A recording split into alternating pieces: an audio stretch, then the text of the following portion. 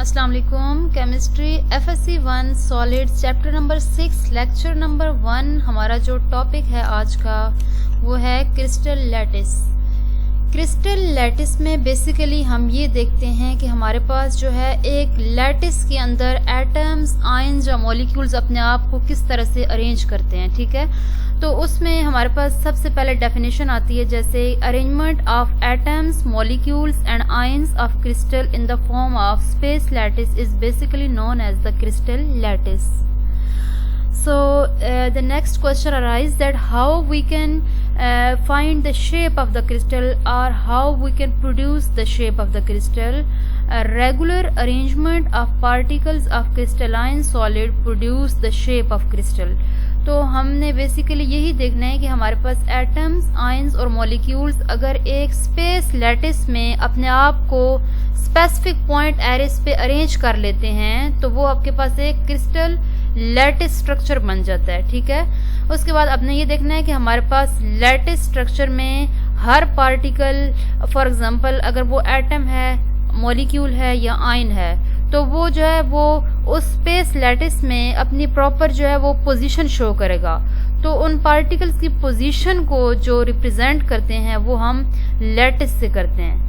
For example आपके पास next slide में एक डायग्राम दिखाई जा रही है जहाँ पे आपके पास एक क्रिस्टल लैटिस स्ट्रक्चर बना हुआ है जिसमें ये जो येलो कलर की बॉल्स हैं ये आपके पास कोई सब्सटेंस है, मतलब एटम्स, आयंस या मॉलिक्यूल्स हैं। ठीक है, अब ये इन्होंने लैटिस, स्पेस लैटिस में एक स्पेसिफिक पोजीशन जो है वो गेन की हुई है।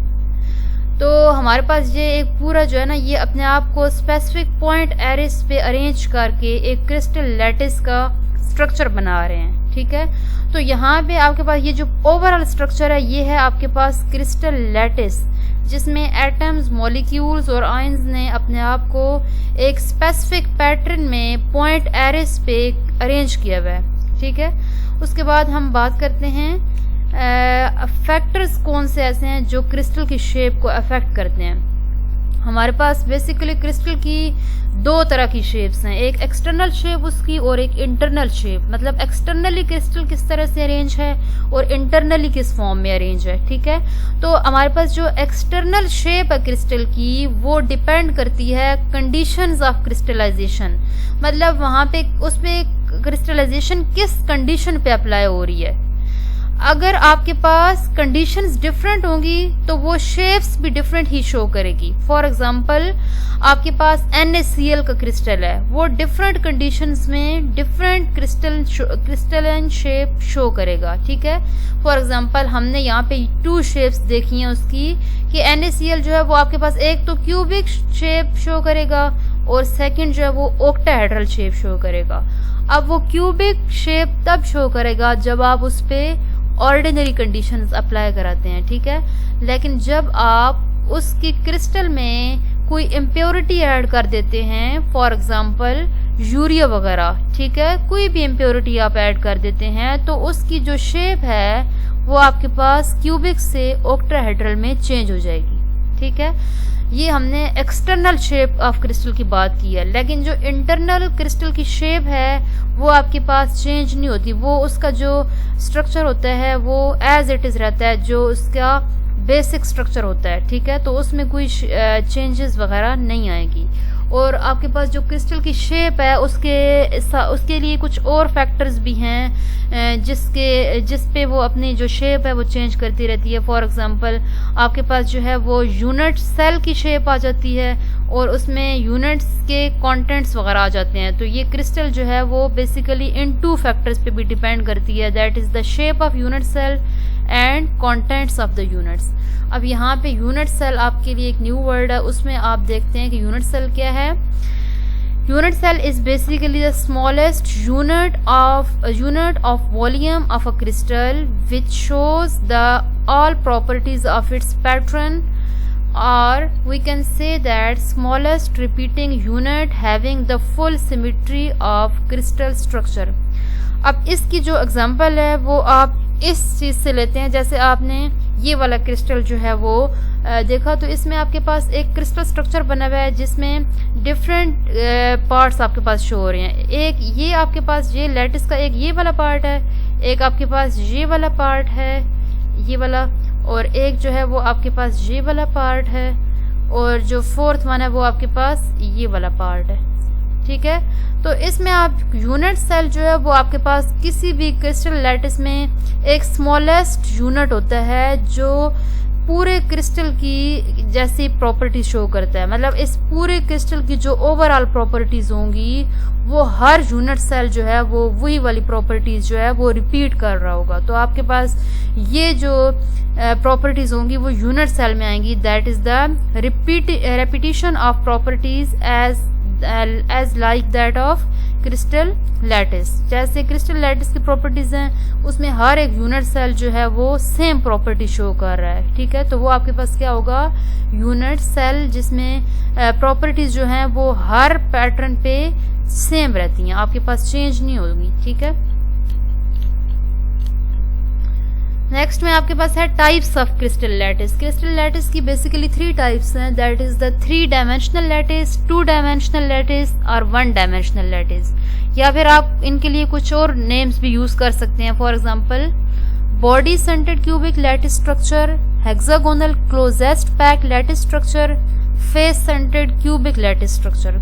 अब ये जो है इनकी टाइप्स हैं। ठीक है, अब इसमें हम 1 बाय 1 जो है वो डिस्कस कर लेते हैं। फॉर एग्जांपल आपकी जो फर्स्ट टाइप है बॉडी सेंटर्ड क्यूबिक स्ट्रक्चर, ये आपको इंडिकेट हो रही है कि इसमें एक क्रिस्टल आपको नज़र आ रही है और बिल्कुल जो सेंटर है बॉडी के सेंटर में जो है वो एक एटम जो है वो अरेंज्ड होता है। तो आपके पास ये वाली जो अरेंजमेंट होगी वो बॉडी सेंटर्ड क्यूबिक अरेंजमेंट होगी क्रिस्टल लैटिस की। ठीक है, नेक्स्ट में आपके पास है face centred cubic structure. Face centred cubic structure में हर जो यूनिट सेल आपके पास, लाइक ये वाला यूनिट सेल आपके पास जो है ये वाला, तो हर यूनिट सेल के मिड में जो है ना वो एक एटम मतलब कोई पार्टिकल प्रेजेंट होगा। जैसे ये एक यूनिट सेल मैंने आपको बताया, और यहाँ पे ये वाला यूनिट सेल अगर आप कंसीडर करें ये वाला, तो आपके पास यहाँ पे ये वाला जो है वो सेंटर में प्रेजेंट है, तो आपके पास ये फेस के सेंटर में प्रेजेंट है हर एक में। यहाँ पे अगर देखें तो यहाँ पे भी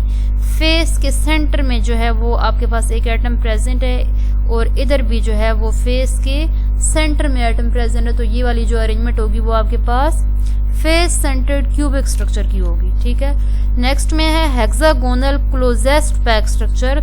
इसमें आपके पास यूं होता है कि जो एक एटम होता है वो अपने नेबर्स 6 एटम्स के साथ जो है वो अटैच्ड होता है। ठीक है, यानी कि वो अपने नेबरिंग 6 एटम्स के साथ कोऑर्डिनेशन में होता है, तो वो आपके पास हेक्सागोनल क्लोजेस्ट पैकिंग होगी। अब हर एटम जो है यहाँ पे अगर आपको स्ट्रक्चर में जो जो पार्ट्स नज़र आ रहे हैं उसमें अगर एटम्स की अरेंजमेंट कुछ में नज़र आ रही है कि वो जो है वो उसकी कोऑर्डिनेशन नंबर जो है वो 6 है, तो आपके पास जिसमें कोऑर्डिनेशन नंबर या लाइगेसी 6 होती है या कोऑर्डिनेट नंबर 6 होगा, वो आपके पास हेक्सागोनल क्लोजेस्ट पैक स्ट्रक्चर होगा।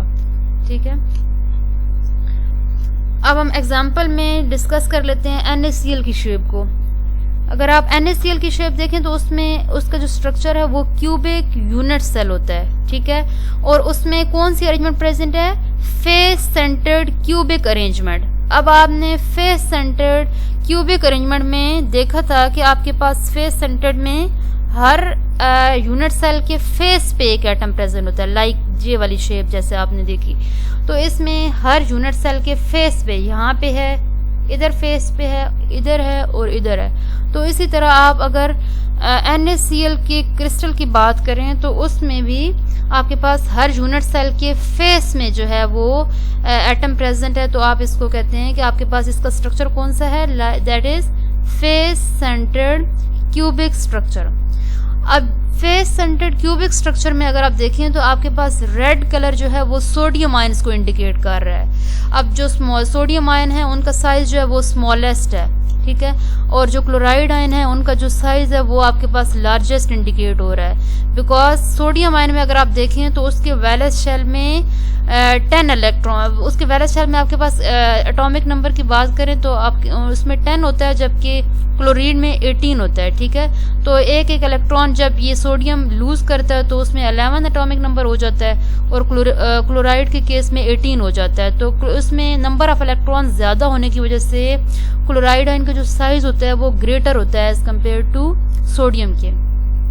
तो यहाँ पे आपके पास जो रेड कलर्स में इंडिकेट हो रहे हैं या स्मॉलर साइज के इंडिकेट हो रहे हैं वो क्या है आपके पास सोडियम आयंस हैं, और जो ब्लू कलर में या लार्जेस्ट साइज के एटम्स शो हो रहे हैं या आयंस शो हो रहे हैं वो आपके पास क्लोराइड आयंस हैं। अब इधर अगर देखें तो NaCl के क्रिस्टल में हर सोडियम आयन जो है वो सराउंडेड है क्लोराइड आयन के साथ, और हर क्लोराइड आयन को कौन सराउंड कर रहा है? Sodium ions. ठीक है, आपको यहाँ जो भी इंडिकेट हो रहे हैं तो आपने मतलब वहाँ पे हमें ऑब्जर्व हो रहा है कि हर सोडियम आयन ने क्लोराइड आयन को सराउंड किया हुआ है और हर क्लोराइड आयन ने जो है वो सोडियम आयन को सराउंड किया हुआ है।